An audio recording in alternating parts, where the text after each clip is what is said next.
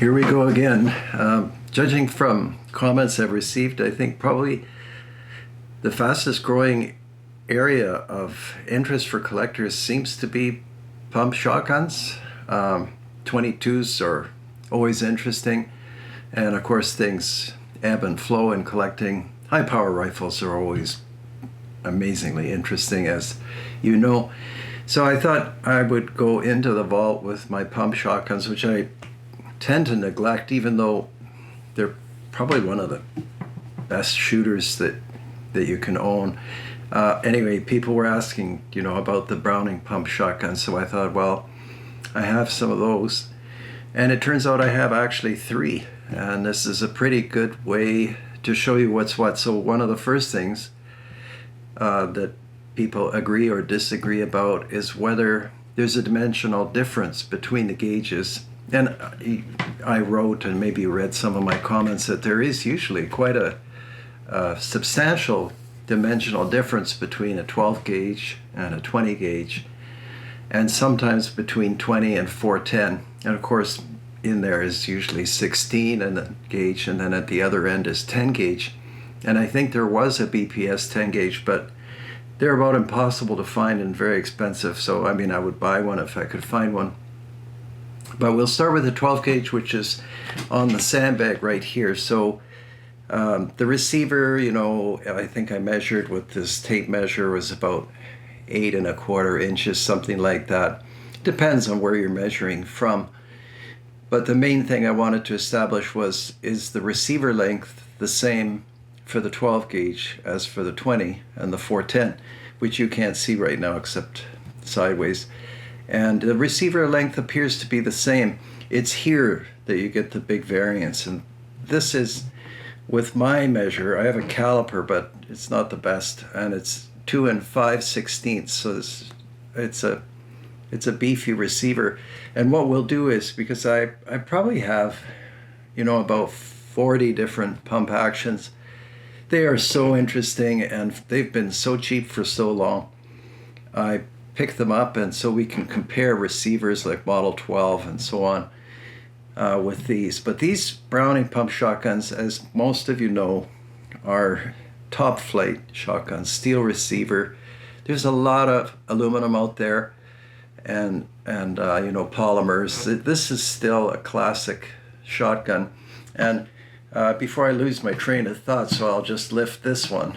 So this is a 410, and now I'm about 4 inches further from the camera with the 410, but you can already see that there's a dimensional difference. So this is about 2 1/16 of an inch.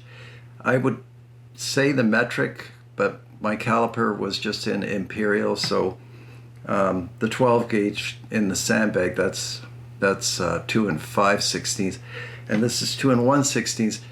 Again, it depends on how it's been polished and where I'm measuring, but you get the idea, and you can clearly see that this 410 is a far more slender firearm, and that doesn't tell the whole story. I mean, this is a very slick action. I took this out actually hunting. It's hard to miss. This one has those variable chokes. You can see the variable choke cuts for removal there, and I forget how many chokes came with this one, 3 or 4. I bought it used. Sometimes people lose a choke or what have you. This one comes with kind of a satin stock. I don't think that anybody removed the finish. I think that's an original factory finish. It's in pretty good shape. Excellent. The barrel on this is 25 1/2 inches. I measured just before. Of course, a high vent rib, which is nice. Gives you better sort of target acquisition. And a lot of people shoot clays, and I mean, I don't know when these would wear out. I don't think they actually do really wear out. This one's still not even broken in. And then, just in case somebody wonders, here's the 20 gauge. I did notice something else. People were telling me that there are differences between the Brownings, and of course I don't register these things as well as you do, but yeah, you'll notice that there's a slight ledge milled so the receiver's milled out here from a billet or whatever, and they've left this nice Winchester-esque kind of ridge here. And I guess if it was a Winchester, there'd be another ridge back here someplace. And then I noticed on the 410, which I'll show you again, on the 410, that's been milled away. So that's, I mean, one very minor, less milling operation, but people seem to like the ones that have that ridge, and they can date them by 2 letters and the serial number. I don't know that system, so I won't even guess at it, but it would be easy to Google.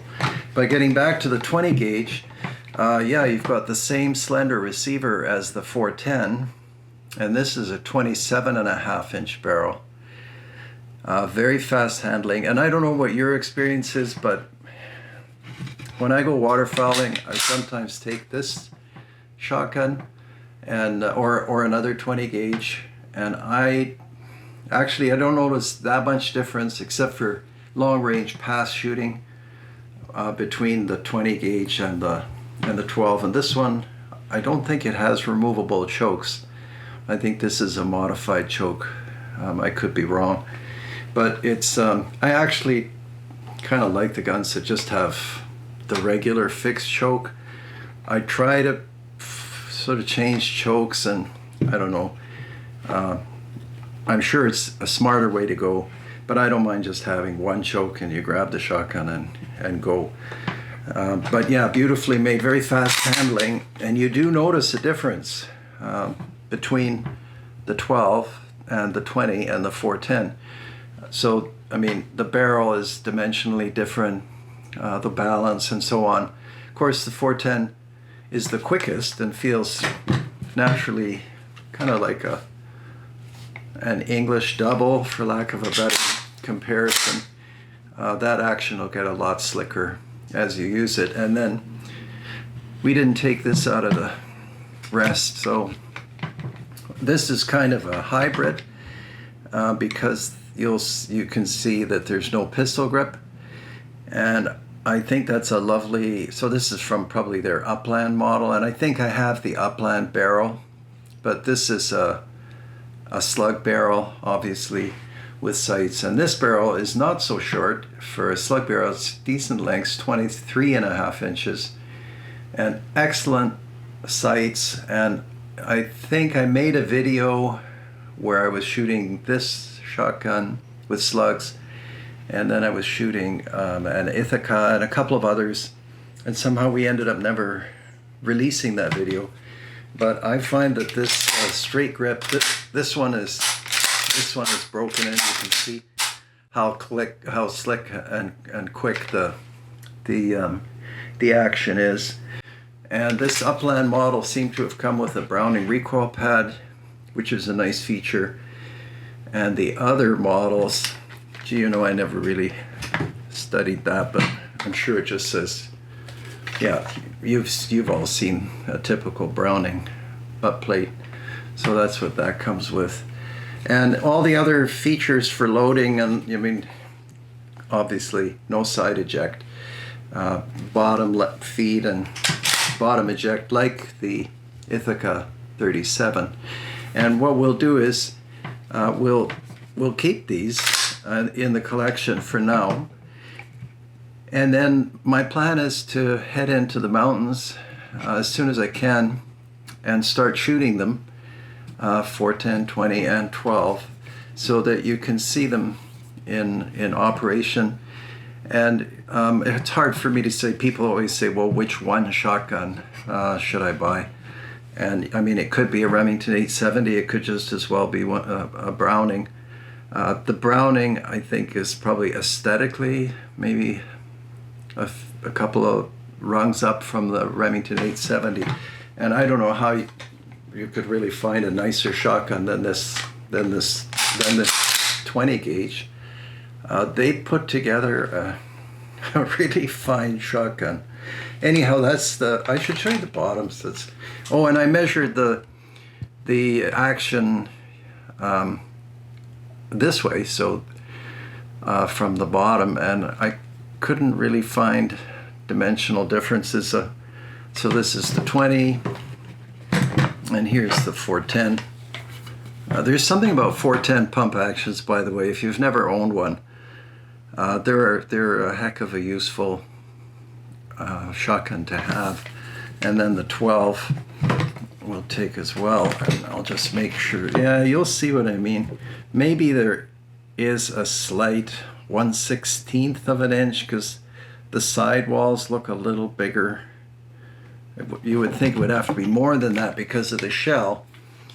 But if I had better calipers, then you could probably see it's, you know, slightly bigger, but that makes sense. But the biggest difference is in receiver depth, and then the length is the same, which is kind of interesting.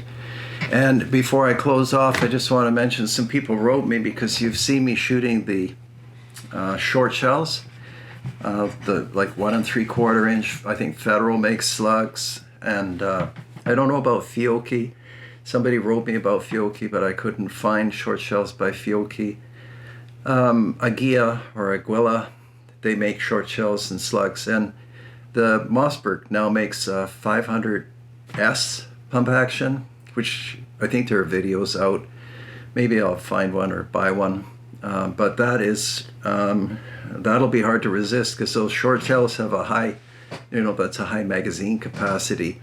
And they're not that far different from the regular shells. Anyhow, that's our little foray into the Browning pump shotgun. And as I said, it's all steel. I don't think you can really improve on this shotgun unless you have to have side eject. It does just about everything, and I think it's far superior to those aluminum receivers. And again, this is my personal opinion, but I own some aluminum receiver shotguns, and where I go waterfowling are salt flats and rough conditions, and you get a scratch on that aluminum. Now the steel can rust, it's true, but not if you take care of your shotgun. But those darn aluminum scratches, they have reanodizing and so on and so forth. But I think it's better to have a steel receiver when the conditions are really rough. In no time, there's nothing you can do to really make an aluminum receiver look okay again once it's got those gouges and scratches, and they probably have improved anodizing, but I don't think it's the same as bluing. Anyway, that's just me. All right, thanks for watching, and we'll look at more pump shotguns next time and hopefully get out shooting again. But for now, I'm at the desk. All right, take care till next time. Bye.